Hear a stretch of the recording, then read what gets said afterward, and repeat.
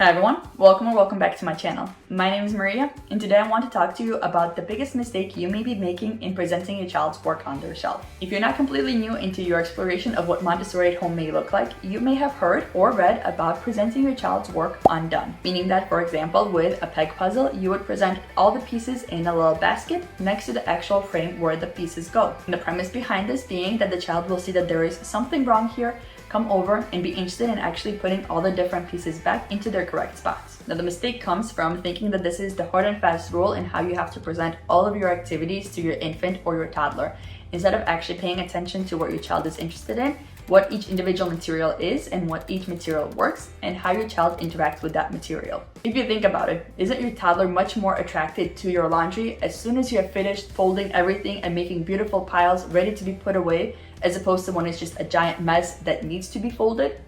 The same premise applies to the materials on their shelf. They are so much more attracted to materials that are beautifully done and set and ready for them, and show them what it is that they're going to try to accomplish when they work with this material. So they're enticed and interested and excited to take this material off the shelf, undo everything, see how it worked, and then try to solve it back and put it all back together. The child cannot be interested in finishing a product that they do not see the finished product of. I felt prey to this myself. You may have noticed on some of the Shelfie shorts that I have shared that I was starting to undo more and more of Stella's works, but I was also noticing that she was approaching those undone works less and less. And it wasn't until I got the 3 to 6 knobbed cylinder work for her that I finally realized what was going on. Because as soon as I got it, I did the same thing. I started to take all the blocks out and put them in a basket, and I realized that that looked completely wrong. That's not how it's presented in the Montessori class. They are presented all 4 knobbed cylinders together, beautifully laid out for the child to take. There's no extra baskets with all the cylinders mixed in there. Because if you take the material apart in that way, you are presenting the child with a mess in a basket, as well as just a random block with holes in it. However, when you present the child with this piece as it is completed, it's very enticing and interesting for the child to come and actually try to take it apart and put it back together again. Moreover, the main premise of this material is not only to work on size differentiation, it is a way for the child to continuously practice that pencil grasp, for them to take each and every one of those knobbed cylinders out, and then to also work on putting them back in.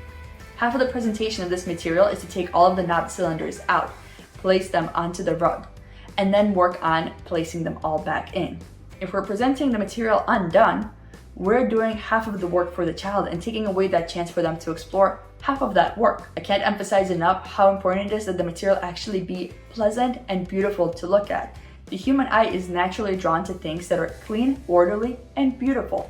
And that is why Montessori really focuses on creating aesthetic and beautiful materials. Something that is actually beautiful for the child to look at.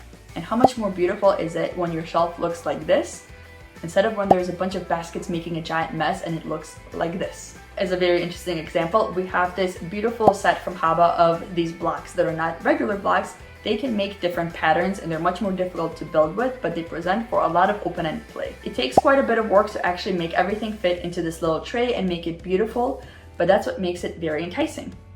There was a moment when all the kids in my mom's school just got too tired of putting it back together in a beautiful way, and so the teacher tried just putting everything into a basket to see if that would solve that problem. And that material that could never stay on the shelf for more than a couple of seconds sat there for days.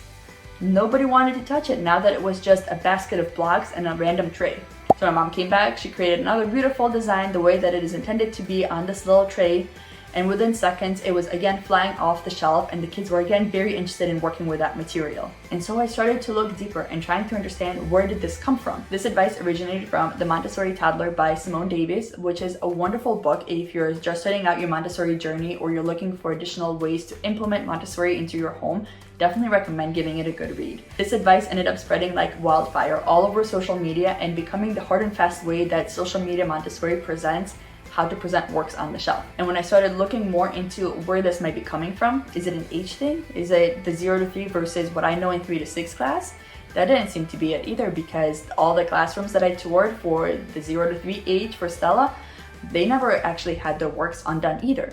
So I wondered if maybe this is an AMI versus AMS thing, because all of the schools in our area are AMS. So I figured maybe this is different for AMI schools specifically. But when I went on Simone Davis's Instagram page herself and started looking at all her beautiful classrooms and the way she sets them up, and notice that she isn't undoing all of her works the way that all of the Instagram Montessori accounts are doing. And her and I got to talking, and it turns out that yes, she was actually presenting this as simply an option.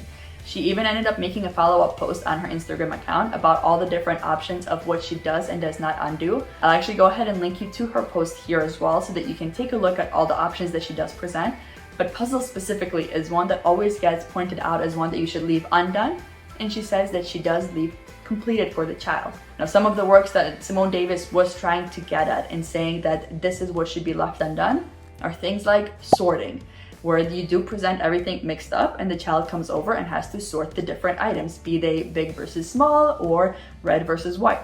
Or it might be something like the geo board, where yes, you do present the geo board with the rubber band separate, and then it is up to the child to come over and create whatever it is they're interested in creating. And I think it should come as no surprise that at the end of the day, no matter what, the number one thing that you should be following, rather than all the different advice that you're getting, is your child. I hope this has given you some new insight. As I mentioned, I will leave the link to Simone Davis's follow-up post as well on Instagram, because I think it was a great way for her to explain what she actually meant in her book. And until next time, I hope you stay safe.